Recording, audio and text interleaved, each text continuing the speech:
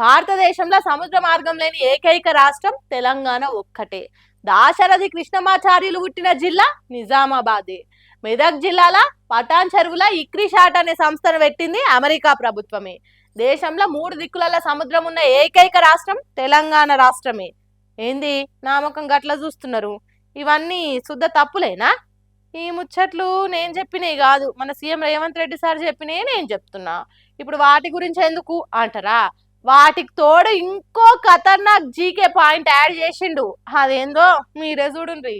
కొత్త కొత్త జీకే పాయింట్లను కనిపెట్టుట్లా, పోటీ పరీక్షల్లో ఫస్ట్ ర్యాంక్ వచ్చిన వాళ్ళకు కూడా కన్ఫ్యూజ్ చేసే ముచ్చట్లు చెప్పుట్లా, కోచింగ్ సెంటర్లలో చదువు చెప్పే సార్లకు కూడా అంతుపట్టని అంశాలు చెప్పుట్లా మన సీఎం రేవంత్ రెడ్డి సార్ను మించిన లేరు కావచ్చు. ఇప్పటికే ఎన్నెన్నో ఇరుగమరుగా జీకే బిట్లు చెప్పి సర్కార్ కొలు కోసం చదువుకునేటోళ్లకు చెమటలు పట్టించిండు. మళ్ళీ ఇప్పుడు ఇంకో కొత్త జనరల్ నాలెడ్జ్ ముచ్చట చెప్పి అందరిని ఆలోచనలో పడేస్తున్నాడు. ఇట్లా శ్రీమతి సోనియా గాంధీ గారు ప్రధానమంత్రి రాష్ట్రపతి పదవులను త్యాగం చేసిండ్రు. ప్రణబ్ ముఖర్జీని ప్రధానమంత్రిని చేసింది. ఇన్నరా భారతదేశాన్ని 15 మంది ప్రధానమంత్రులల్లా ప్రణబ్ ముఖర్జీ కూడా ఉన్నాడనే సంగతి ఇంతవరకు ఎవ్వరికి తెలియదు. కానీ రేవంత్ రెడ్డి సార్ కనిపెట్టగలిగిండు. మరి ఏ కాలంలో దేశాన్ని ఏలిండు, ఎన్నేళ్ళు ఏలిండు అనేది కూడా రేవంత్ రెడ్డి సార్కే తెలియాలి. అది కూడా ఎప్పుడో ఒకనాడు సందర్భం వచ్చినప్పుడు చెప్తాడు కావచ్చు, అది వరదాకా ఓపిక పట్టవలసిందే కావచ్చు అని అనుకుంటే మస్తు కామెంట్లు వేస్తురిగి చూసిన వాళ్ళు. మరి లేకుంటేంది, ప్రణబ్ ముఖర్జీ ఏంది, ప్రధానమంత్రి అవుడేంది, ఆయన దేశానికి 5 ఏళ్ళు రాష్ట్రపతిగా పనిచేసిండు అనేది కూడా తెలియకుంటే ఎట్లా? రాష్ట్రపతి పదవికి ప్రధానమంత్రి పదవికి తేడా తెలుసుకోకుంటే ఎట్లా చెప్పు? తెలిస్తే మాట్లాడాలి, లేకుంటే ఊకోవాలి. కానీ ఇట్లా గట్టిగా మాట్లాడినంత మాత్రాన తప్పు ఒప్పైపోతుందా?